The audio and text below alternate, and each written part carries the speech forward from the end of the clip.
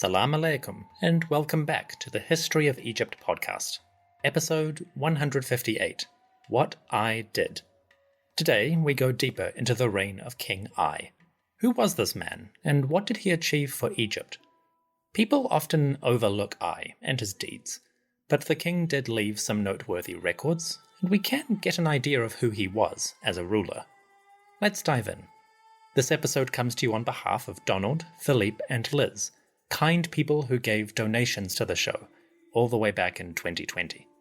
Thank you so much, folks. I apologize for taking so long with my gratitude, but your offerings are most appreciated, and they will support the temples as the priests glorify Hathor, Ptah, Sekhmet, and more.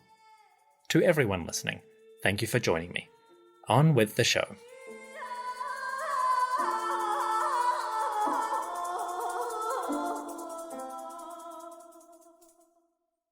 The year was 1332 BCE, give or take.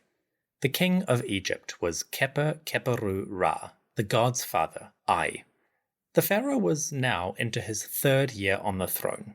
He was well established. His hold on power was secure. His government was operating as he desired, and his armies had achieved success. In the north, men like Horemheb were managing affairs, and King I may have felt confident that his victory was assured. By year 3, we get a sense that the pharaoh was claiming success in the north. You see, as part of his titles, his royal names and epithets, I referenced those conflicts. Among his royal names, I bears the title Sekhem Pechti Der Setetiu. This translates as powerful of strength, the one who repels the Asiatics. End quote. The term Asiatics is a bit outdated. It refers to the territories of Canaan, Syria, Anatolia, and the Middle East. For a long time, Westerners called those regions Asia. In the 21st century, though, that seems old-fashioned. Unfortunately, we don't really have a good replacement for it.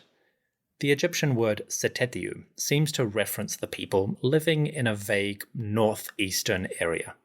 But the Egyptians also had more specific words for Canaanites, Syrians, Hittites, and so forth.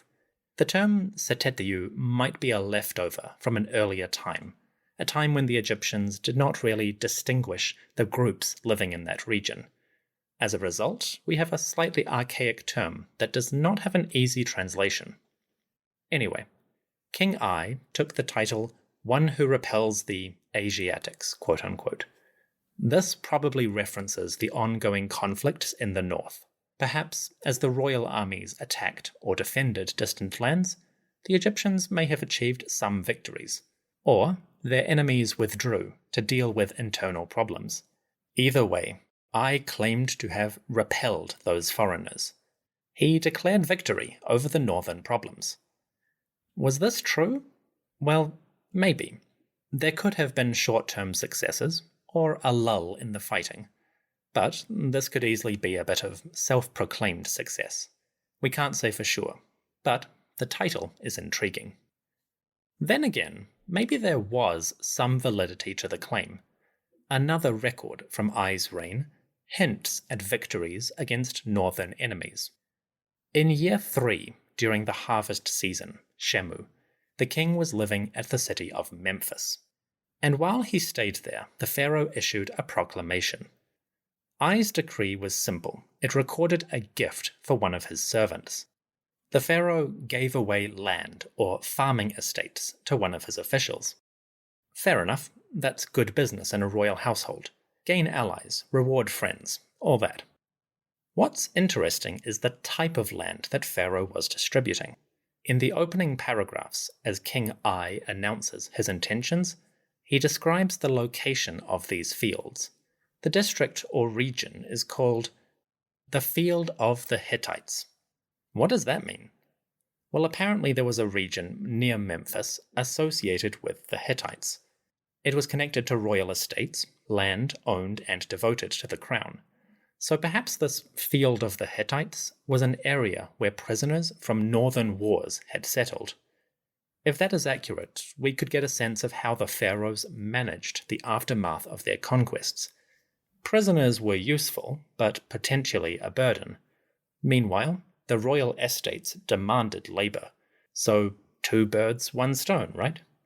It is also possible these Hittite prisoners were recent additions to the economy. As far as our records show, conflicts with Hatti mostly started in the days of Akhenaten, Tutankhamun, Neferuaten, and I. So perhaps these captives, and this field of the Hittites, had developed over the past few years. Heck, the prisoners could even be newcomers, acquired in the wake of the Northern Wars, episode 157. All of that is speculative, but the appearance of a field of the Hittites is intriguing. Perhaps the Egyptians had taken many captives. So by year 3, King I was claiming victory of a sort. There is a good chance that this was justified. For the pharaoh, what mattered was the prestige. He could claim legitimacy as one who brought peace or strength to the royal house. Officials and wealthy families would benefit as the king distributed land and possibly captive labourers. Things may have seemed good.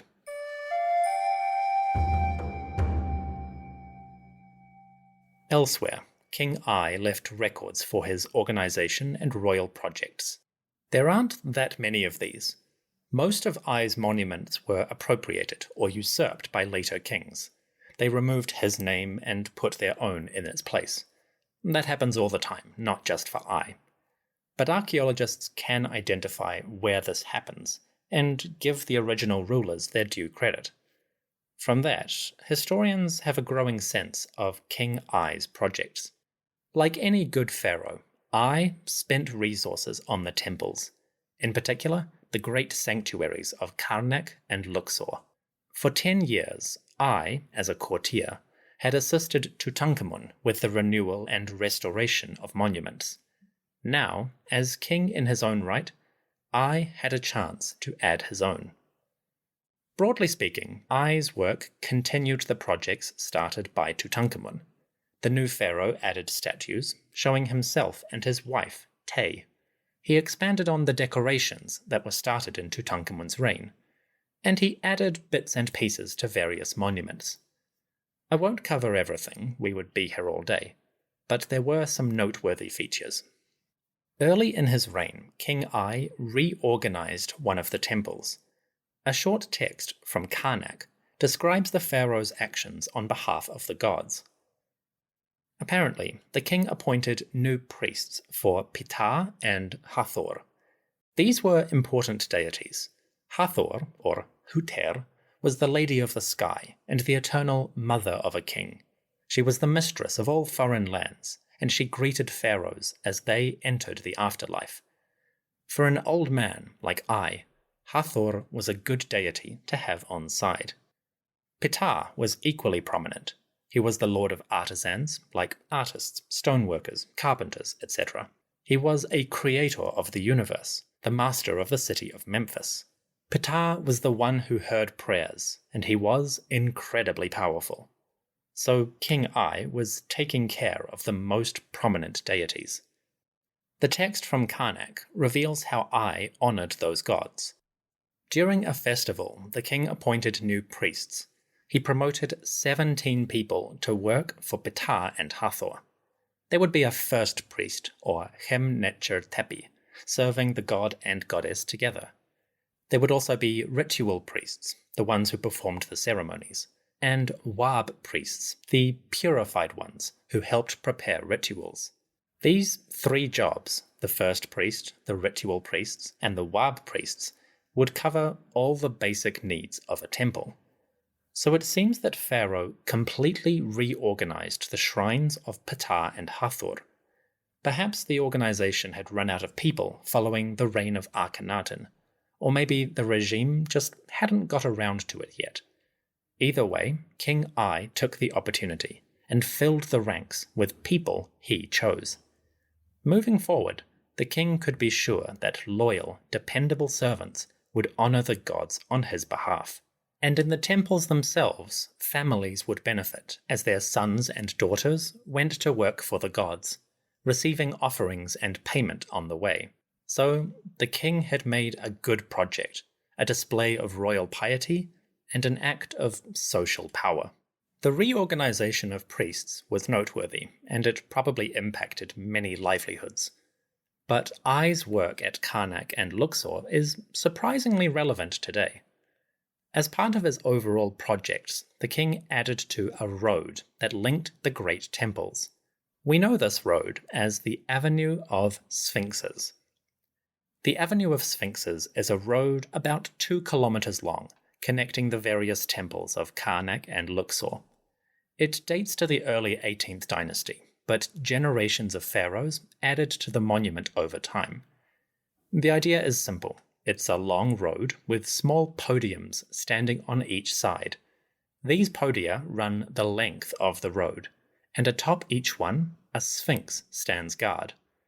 The sphinxes have the body of a lion with the head of a human, usually the portrait of the king.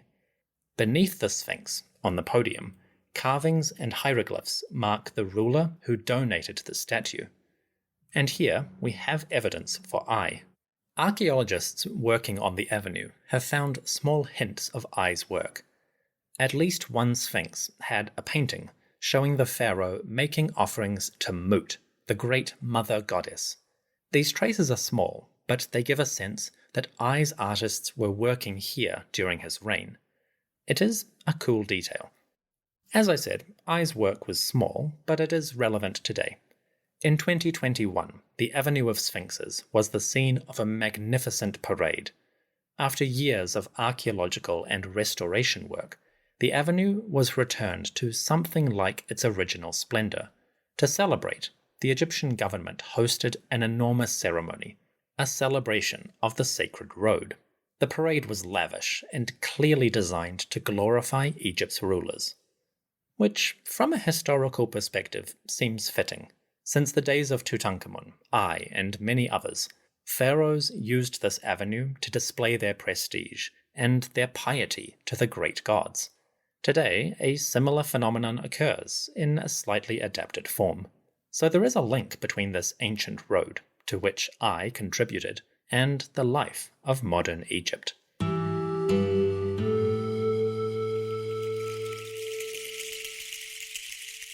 The pharaoh Ai was not a young man. When he took power, the god's father was probably in his 50s at least. Realistically, he must have been thinking about his afterlife from the moment he took power. The king would need a tomb for his burial place, and I'll cover that next episode. He would also need a temple, a place to honor, remember, and sustain his spirit in eternity. In the city of Waset, or Thebes, King Ai started work on a memorial temple. Archaeologists have found this monument and documented it, and they know its name. Ai's memorial sanctuary was called the Temple of Khepri-Khepri-Ra, enduring of monuments in the place of eternity. It is a classic name, nice and traditional. In the western regions of Waset, near the cemeteries and other temples, King Ai would raise a monument to his legacy. The temple started with pylons, those enormous towers that guard the entrance of Egyptian sanctuaries. There were 2 sets of these, a pair of pylons at the front and a second pair further in. As you approached the monument, you would pass one gate, cross an open courtyard, and, if lucky, make your way to the second.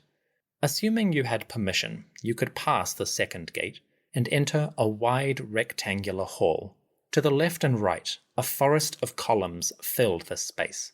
There were 20 of these all up, 10 on one side, 10 on the other, and they towered above, creating an artificial forest, a place of shade and darkness as you entered the sanctuary.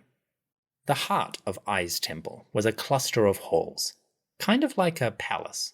A series of rooms filled with columns marked different parts of the temple. At the back, the western end of the monument, a small room acted as the shrine. Here, the king's statue would sit to receive offerings from the priests and hear their prayers of honor. In golden splendor, an image of Ai could watch over his temple and preserve his legacy forever. Hopefully. To decorate this monument, Ai commissioned statues, royal sculptors went forth to carve enormous images or colossi of the king. Again, these statues survive, partially, and we can get a sense of the decoration for Ai's memorial temple. One statue is in Chicago. In the Oriental Institute at the University of Chicago, a towering stone statue dominates a hall. It is 5 meters high, genuinely enormous, and it shows a pharaoh wearing the double crown, the crown of northern and southern Egypt. He also wears a headdress, the blue and yellow nemes, and he wears a kilt, a simple skirt around the legs.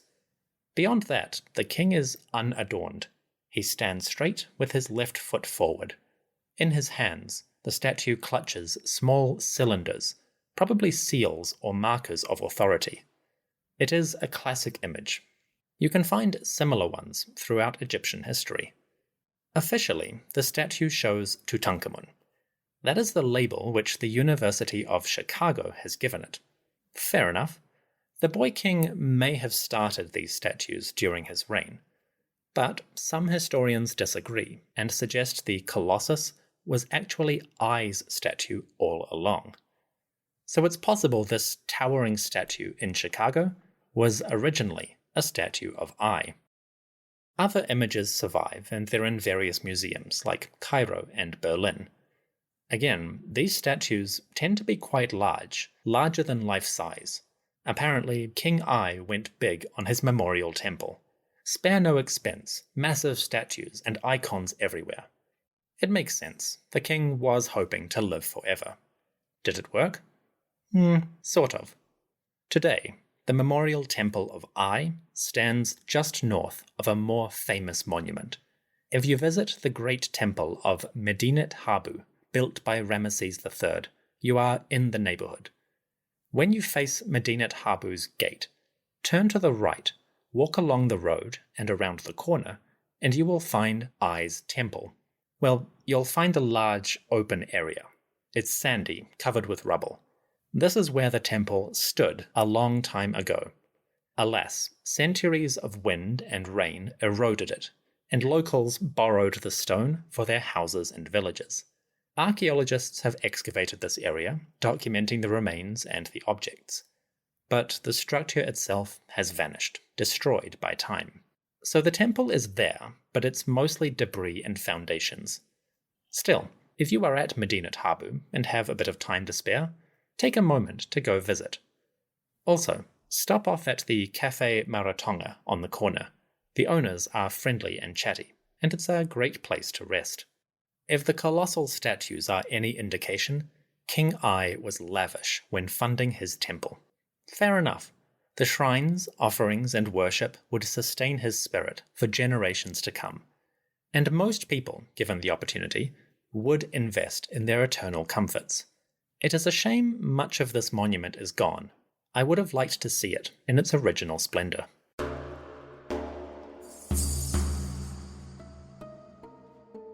The pharaoh Kheperu-Ra, the god's father Ai, was active and accomplished.